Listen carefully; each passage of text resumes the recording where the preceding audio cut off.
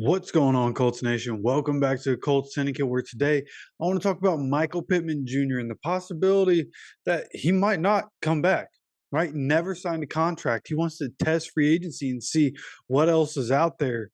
And when you look at just what he did this year, right, and so that you can know kind of what his value is going to be. This season had 109 catches, which is a career high. He also had 1,152 yards, which is another career high.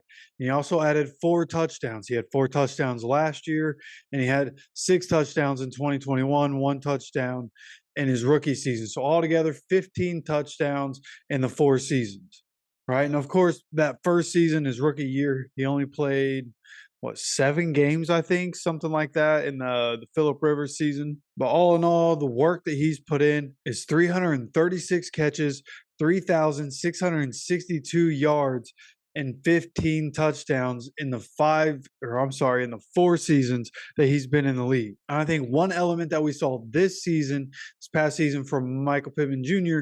was the fact that the explosive play was there more often, right? First game of the year, I think it was 69 yards to the house on a screen pass on like 2nd and 18 or 2nd and 28, something crazy like that. And he took it all the way to the house, right? Explosive play. The longest touchdown of his career happened in 2023 with 75-yard touchdown. Michael Pittman Jr. had the best year of his career. He's starting to get into his prime right now. The best version we're going to see of him is what we're seeing right now. So this is where his value is going to be maximized. So when you start looking at and not only how much cap space we have, right? Colts are right now projected to have $72.795 million in cap space. The league leader in cap space projection right now is the Los Angeles Rams, who have been in a bad situation for a while, but they've been able to get themselves out of that situation. They had 14 draft picks last year, and the Rams have been able to get production out of their rookies, specifically Puka Nacua, who was incredible all season for the Rams. They have $90.56 million to spend in free agency, and that would be an interesting spot for Michael Pittman Jr. to go, right? A team that has money to spend, and with Cooper Kupp coming to the end of his current contract, and maybe Cooper Kupp's done after this contract. Puka Nacua coming up, but he's on his rookie contract. With all the money that they have to spend, then maybe they go ahead and pay Michael Pittman Jr. and they want to pay him more than we would pay him. And that, I mean, you think about what that would do for the Rams. Matthew Stafford would then have Cooper Kupp, who could primarily just play the slot. You just have him in the slot. Maybe you put Puka Nacua, and you can kind of swap those guys in and out of the slot, or you can have all 3 guys play all 3 different positions, right?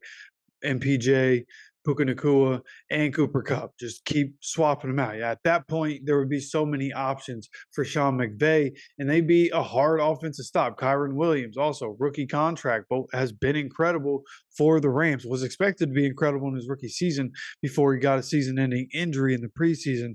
But he came back. His second year was an absolute superstar for the Rams. So if you really think about it, Michael Pittman Jr., like there are going to be options. There are teams that could want to bring him in that have a lot of money other than the Colts. The Rams, I think, are one of those teams. Now, the Commanders, they could go that direction. They could bring him in for the same reason, right? Just keep loading up the wide receivers. But the way that they're about to rebuild, I'm not sure if that's the direction they'll go. They already have one receiver on a big contract. I don't know if they're going to go that route. I don't know how they're going to want to build it. This is a totally new, right? New ownership. They're clearing house, new GM, new coach. So Washington's kind of a wild card, but they do have $86.913 million to spend in free agency. I just don't think that that's a place that Michael Pittman Jr. would go because of rebuilding.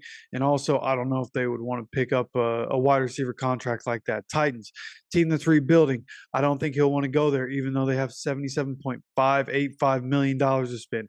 The Patriots are an interesting choice, because Gerard Mayo just got put into the position to coach there, and the way that he's going to build and the way that people have always talked about Gerard Mayo, like he's probably going to be a player's coach because he was a player.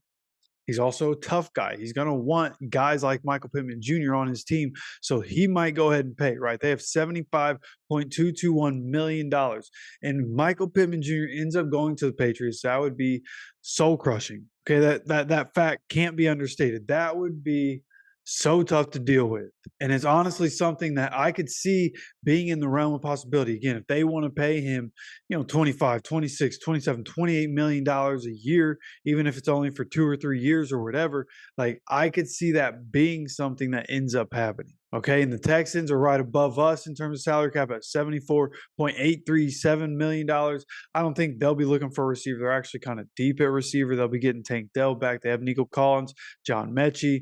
Like, I think they're going to be just fine at wide receiver. I don't think they're going to bring on a contract like that when here pretty soon they're going to have their own guys to pay. All right. And then you have Gus again, $72.795 million.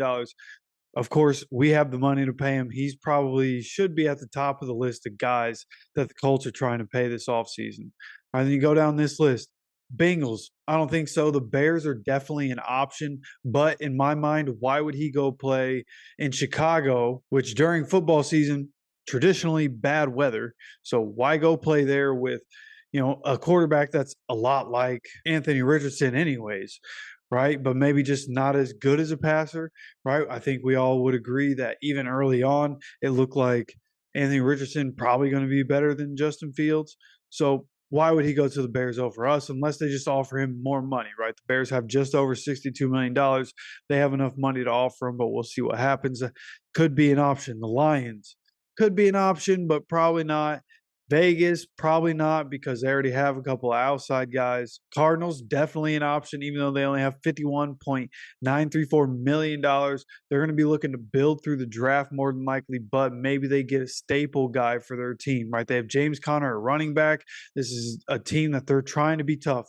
Head coach is a defensive guy. They're going to try to be tough. They're going to try to be physical. Maybe the Cardinals want to make a run at Michael Pittman Jr. and get a guy like that on the team. I could see that being a thing. Okay, so we've gone through a decent portion of this. There's more teams that could go after him, but obviously, as you start to get down to those teams, right, $40 million and $30 million, $28 to spend, like it's going to be tough for those teams to justify paying a wide receiver right now when they got some other stuff they got to be able to figure out. But there are plenty of other options for Michael Pittman Jr., and he said he's willing to test free agency to see what else is out there. And we all hope he comes back, but right now, it doesn't feel right. And I don't know if that's just me being nervous about the situation or if it's one of those gut feelings that I'm going to end up wishing I wasn't right about.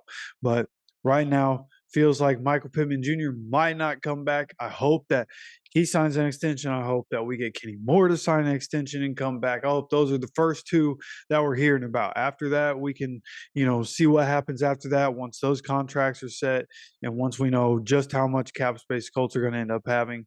But Michael Pittman Jr. again needs to be top priority for us. We cannot let him go, but it feels like we might. And I'd like to know what your opinion is. What have you heard? What conversations have you had about this? You let me know down in the comments section. Of course, don't forget to hit that subscribe button and make sure you have notifications turned on so you get notified when we drop more videos on this channel. Of course, I appreciate you stopping by for another video.